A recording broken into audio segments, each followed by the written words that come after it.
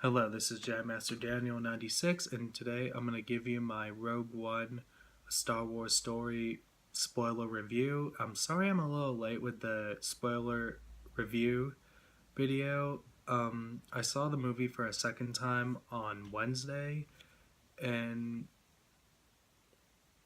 I've been having multiple takes on this video and stuff, and how I'm going to do this video, it's going to be like I'm not gonna be like where a review goes scene by scene kind of thing.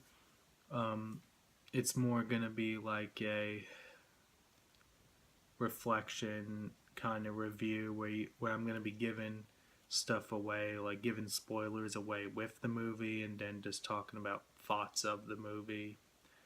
I mean, I will talk about the plot and stuff, and let's begin. Rogue One: A Star Wars Story.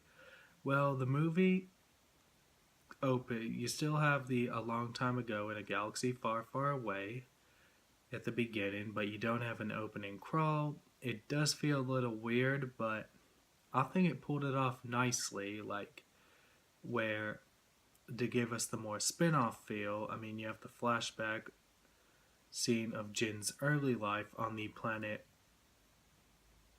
Manu. I mean, Lamu is how you pronounce it. I think how you pronounce it. And that's where Jin is with her family at a young age. And Krennic shows up and he takes Galen Erso, who's Jin's father, and Krennic kills Jin's mother, Lyra Erso, by him and his death troopers. And then Jin goes off and then is rescued by Saw Gerrera. Then the movie opens with Rogue One in yellow letters. Then Jin is on a planet called Wambani in this when after the flashback scene. I mean, you have Cassian in one bit of the movie at some trading post. I mean, the planets in this movie are Lamu, Wabani, Jeddah, Edu, and Scarif, which are our new planets in the movie. Then we have the return of Yavin 4, which appeared in Star Wars Episode 4, A New Hope. And I heard some confirmation about Darth Vader's castle is on Mustafar, which now we have Darth Vader's castle back into canon, and it's on Mustafar in the new canon continuity. And in the Legends, the old expanded universe continuity, Vader had a castle called Bass Castle, which was on the planet Vajun, which the planet is spelled VJUN. And sorry, there's a G in it. I mean, yeah, VJUN.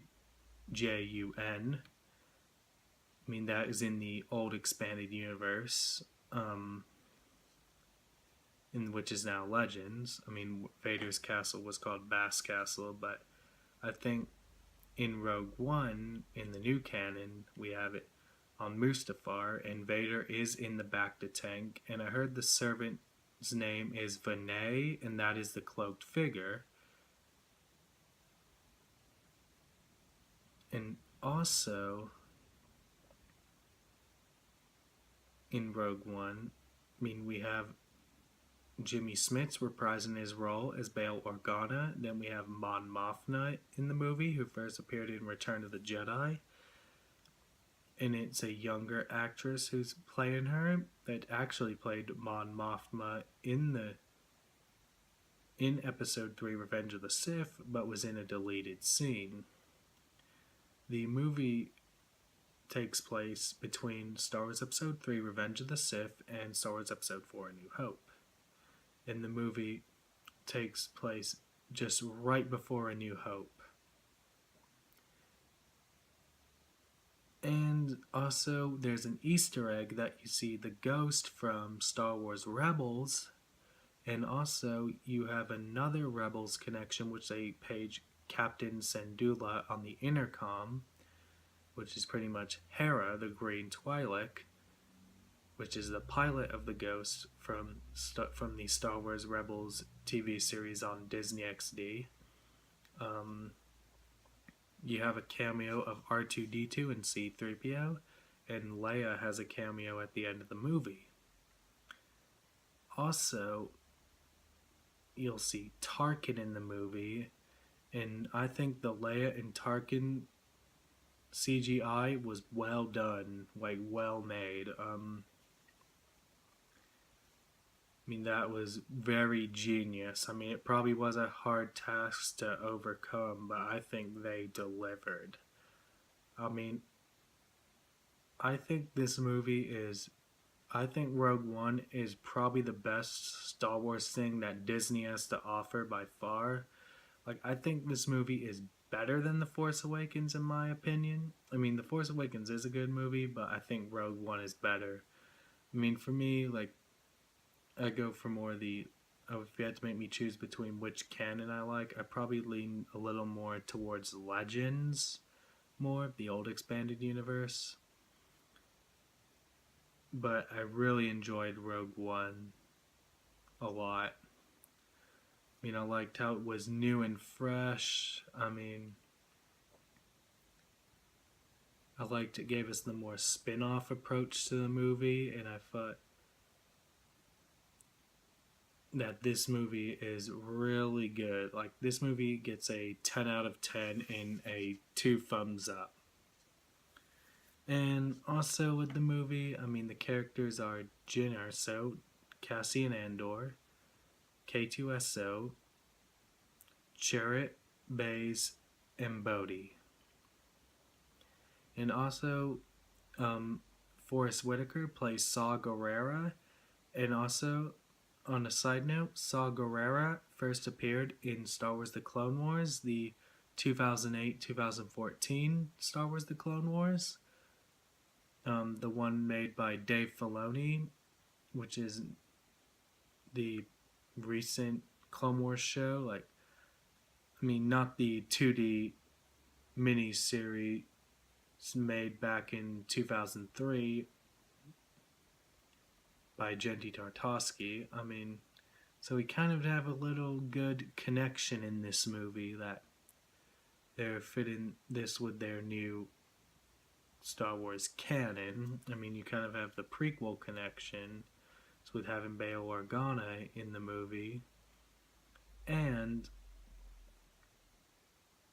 we have the introduction of Saw Gerrera, who first appeared in Star Wars The Clone Wars, and he's going to have an appearance in Star Wars Rebels, which we will see in a month when Rebels is for its mid-season 3 stuff. And what else is another thing? Oh yeah, and then the good Rebels connection with having the Ghost and Hera being paged over the intercom, which was pretty cool. I think that Battle of Scarif was epic. I think that is probably the best Star Wars battle to date. I think it was an epic space battle, an epic ground battle. I just think there was a lot of good action in this movie. The humor with K2SO was really good, and they have the iconic Star Wars line, "I have a bad feeling about this." So now in all the Star Wars movies, we have that "I have a bad feeling about that." I have a bad feeling about this. As I said, I think how Rogue One is the best Star Wars project what Disney has done with the franchise by far, in the Disney era. As me coming from a expanded universe fan. And